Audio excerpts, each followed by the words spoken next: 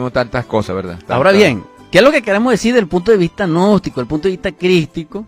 Que Jesús el Cristo decía, despertad, velad. Ahora bien, eso es lo que estamos exponiendo sin herir ningún tipo de susceptibilidad, pero hay algo interesante con respecto a los grupos.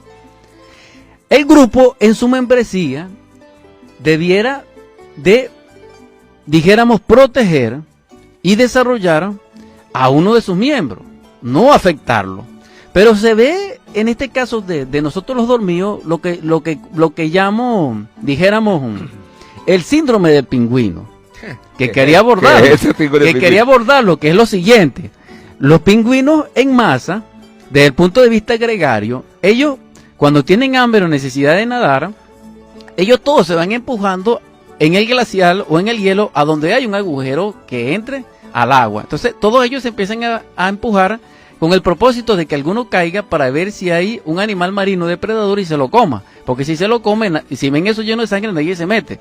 Y si no pasa nada, todos se tiran. Pero a alguien sacrifican. Así son los grupos. ¿Verdad que sí? Que dentro de lo dormido mandan a misiones a personas que realmente no están en capacidad. Porque yo mismo lo viví. No, claro. O sea, no se puede, un grupo no puede. Dijéramos, un ejemplo. Si una señora tiene 4 hijos, trabaja, etcétera, y no puede hacer algo, y tiene que abordar, dijéramos, una función administrativa, con todo lo que implica, porque nadie puede hacerlo, eso no está bien, ni es correcto, ni es gnóstico, ni es cristiano. Ese es el ejemplo que tú estás poniendo. Y eso sucede. Entonces pregunto, ¿dónde está la conciencia colectiva o dónde está la conciencia individual? Así pasa con los príncipes de la tierra. Hay príncipes de la tierra que tienen muy buenas intenciones, pero gregariamente, porque como no tienen conciencia, se rodean de personas y se nuclean con personas que tampoco están despiertas, algunos siguen el mal y entonces le cambian el sendero. Y entonces tenían una buena intención y terminan haciendo algo inadecuado para el resto de la población. Entonces tenían muy buenas intenciones, pero terminan como Calígula. Un ejemplo de Calígula. Entonces esto es muy interesante, porque también lo podemos poner como un matrimonio. Al principio el matrimonio es maravilloso, pero entonces, ¿en qué termina todo? En que en vez del sapo convertirse en príncipe, a través del amor y del beso de una princesa, el príncipe se convierte en un sapo. Al revés. Entonces ese es el estado en que nosotros nos encontramos desde el punto de vista psicológico. Debemos también aclarar... Perdón, pero un momentico, quiere decir entonces que uno al vez de trabajar en bien, está trabajando en bien y cae en el mal. ¿O qué es lo que me querés decir? Sí, porque es que cuando uno está dormido no sabe si está haciendo bien o mal, porque la conciencia está más allá del bien y del mal. Ajá. Entonces es una cuestión de experimentación. Ahora, sí también ciertamente sabemos que no todo el tiempo, no todos los instantes, la gente no tiene un destello de esencia. Tampoco podemos llegar a ese punto. Y tampoco podemos negar que los estudiantes de gnosticismo y de cristianismo, de alguno u otro instante no reciben auxilio de lo divinal. Tampoco podemos decirlo. Como tampoco podemos negar de que los príncipes también son asistidos, porque también tienen sus méritos propios. Ahora, ¿cuál es la exhortación? De que seamos príncipes, seamos esclavos, seamos líderes, seamos limpiabotas, seamos pastores, seamos obispos, trabajemos sobre sí mismos.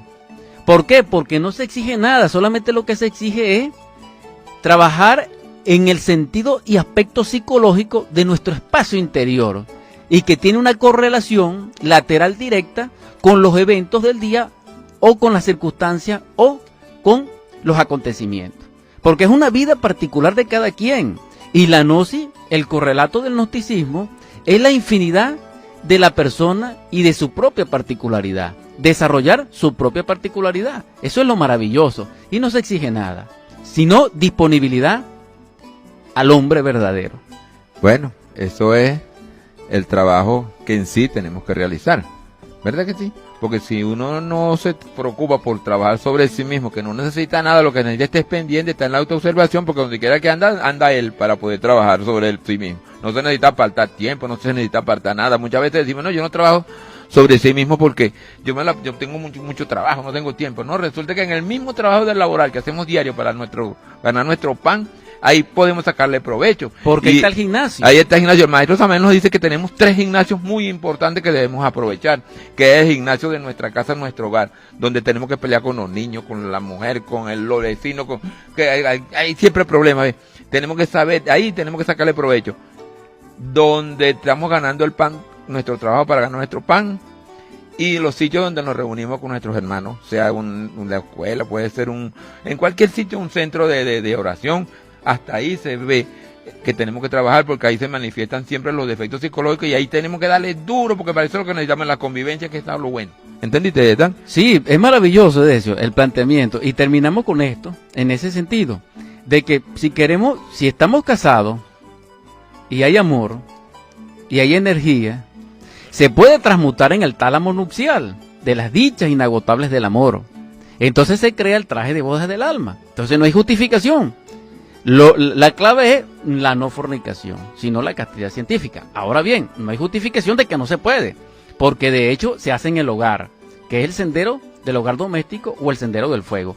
Con respecto al sacrificio por la humanidad, que es predicar la palabra y que es tener el corazón compasivo y caritativo en obras de amor traducidas en hechos de salvación y de cubrir necesidades, se logra día a día porque eso es lo que necesita la humanidad, seres que la amen y que le sirvan.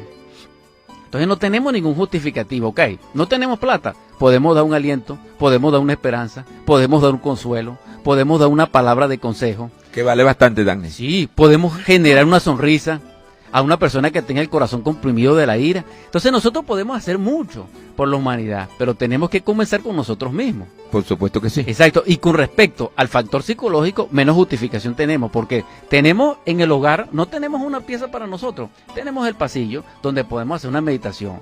Lo que tenemos que esperar es que todo el mundo esté dormido, tranquilito, y nos ponemos a hacer una meditación donde quiera que sea en nuestra casa. Entonces, no, en cualquier sitio. Tú andas en una montaña, qué bueno, Dani, cuando tú vas a una montaña para hacer meditación.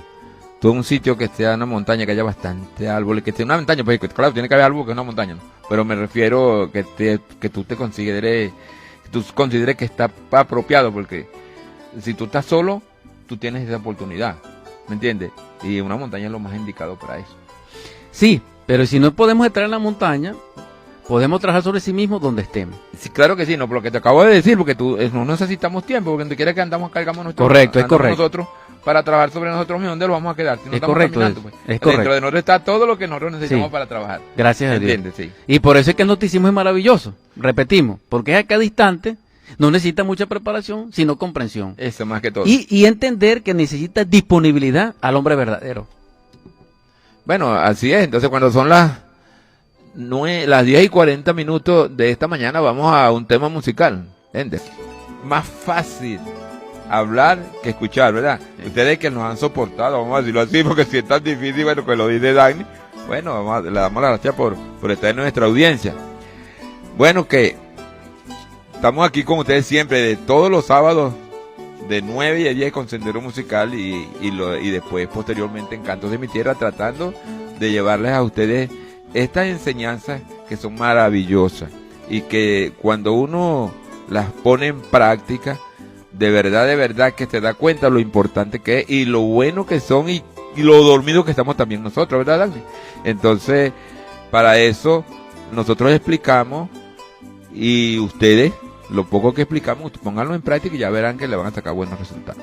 Ahora, Dani, apenas nos están quedando 6 minutos para despedir el programa y hacer la petición y hacer un resumen.